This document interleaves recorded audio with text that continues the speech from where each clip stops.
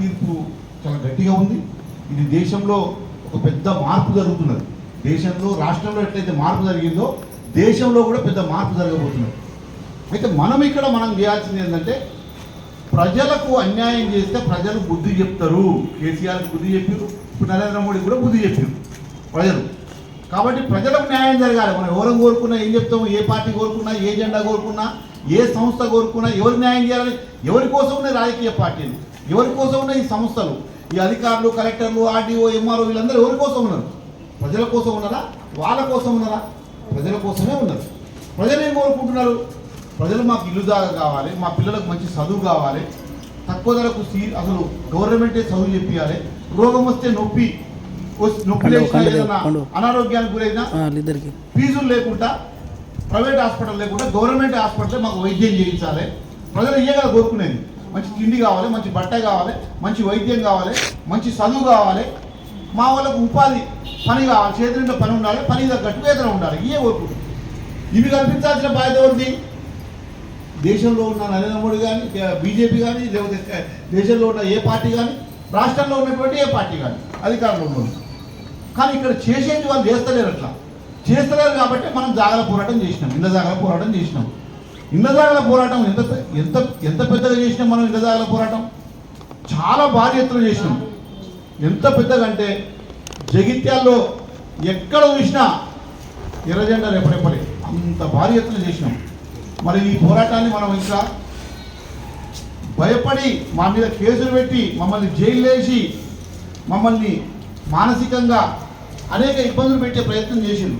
కానీ మేమేం భయపడలేదు ఇప్పటికి కూడా. ఎందుకంటే ఎలక్షన్ కోడ్ ఉంది కాబట్టి ఈ రోజుతో ఎలక్షన్ కోడ్ అయిపోతుంది, రేపటితో అయిపోతుంది ఎలక్షన్ కోడ్. ఎలక్షన్ల కోడ్ అయిపోయింది ఇక. కాబట్టి ఇప్పుడు మనం రేపటి నుంచి ఎక్కడైనా ధర్నాలు చేయొచ్చు, ఎక్కడైనా ఏదైనా చేయొచ్చు. రేపటి నుంచి గుడిసెలకాయ కూడా పోవచ్చు. మాకు కండిషన్ పేరు ఇచ్చారు మాకు.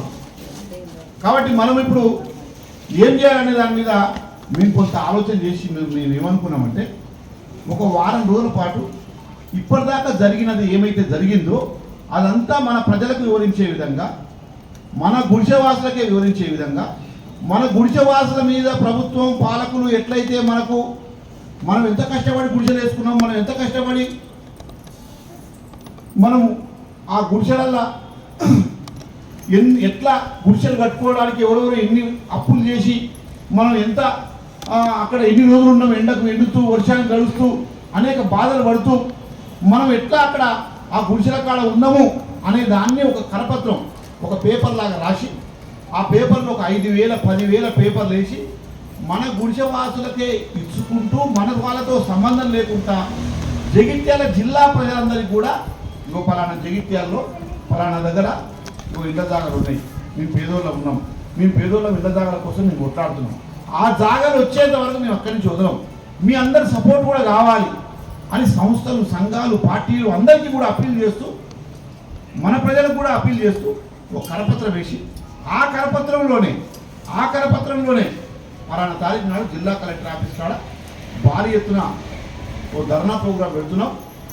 మీరు కూడా మీ సంస్థ నుంచి రండి, మీ కాంగ్రెస్ పార్టీ నుంచి రండి, మీ ఎంఆర్పిఎస్ మాదిగ రిజర్వేషన్ పోరాట సంఘం నుంచి రండి, మీ మాలభాన్ నుంచి రండి, మీ పూర్ల సంఘం నుంచి రండి, మీ విశ్వబ్రాహ్మణ సంఘం నుంచి రండి, మీ అన్ని సంఘాలు గౌడ సంఘం నుంచి రండి, అన్ని కుల సంఘాల నుంచి వచ్చి మాకు మద్దతు ఇవ్వండి. సంస్థలు, సంఘాలు, రాజకీయ పార్టీలు, BSP party, TDP party, BJP party, communist పార్టీలు, సిపిఐ పార్టీ పలానా తారీఖు నాడు ధర్నా చేస్తున్నాం.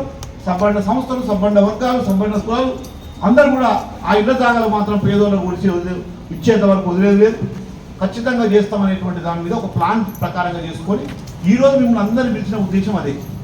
ఎందుకోసం అంటే ఈ జాగాలు ఇవ్వకపోతే వాళ్ళు వదిలేటట్టు లేరురా బాబు, ఇవ్వాల్సిందే అని గవర్నమెంట్ నిర్ణయం రావాలి.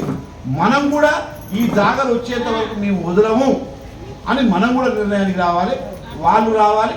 దానికోసం మనం ఏం చేయాలంటే ఒక 10,000 కరపత్రాలు వేసి దాంట్లోనే అన్ని వివరాలు రాసి ఏ తారీఖు నాడు వేసినాం, ఐలమ్మ నగర్ ఎట్లా పేరు పెట్టినాం, ఎంత కష్టపడ్డాం, ఎట్లా కూలగొట్టినా మళ్ళీ ఎట్లా వేసినాం. ఇప్పుడు అందుకోసమే మేము మాత్రం వదలం జాగాలకు అని పలానా తారీఖు నాడు మేము కలెక్టర్ ఆఫీస్ కాడ గేట్ కాడ ధర్నా చేయబోతున్నాం, ఆ ధర్నాకు మీరు రండి అని మన జనాన్ని రమ్మనడం, మిగతా సంస్థలను పార్టీలను కూడా రమ్మనడం. ఆ విధంగా మనం ఆ తారీఖు పెట్టుకొని ఆ డేట్ పెట్టుకొని ఆ డేట్ నాడు ప్రజలందరినీ సమీకరించుకొని మన గుడిసెవాసులందరినీ కూడా సమీకరించుకొని కలెక్టర్ ఆఫీస్ కాడ ఒక మహాధర్నా కార్యక్రమం పెట్టుకొని ఆ మహాధర్నాకు జనాలందరినీ పిలిచి రాజకీయ పార్టీలు సంఘాలు సంస్థలు అందరిని పిలిచి మరునాడు తెల్లారి నాడు జాగాల కాడికి పోయి గుడిసెలు వేయడానికి సిద్ధంగా ఉన్నాం. అంటే ధర్నా చేసిన తెల్లారి నుంచి అక్కడే పిలుపునిస్తాం, రేపటి నుంచి గుడిసెలు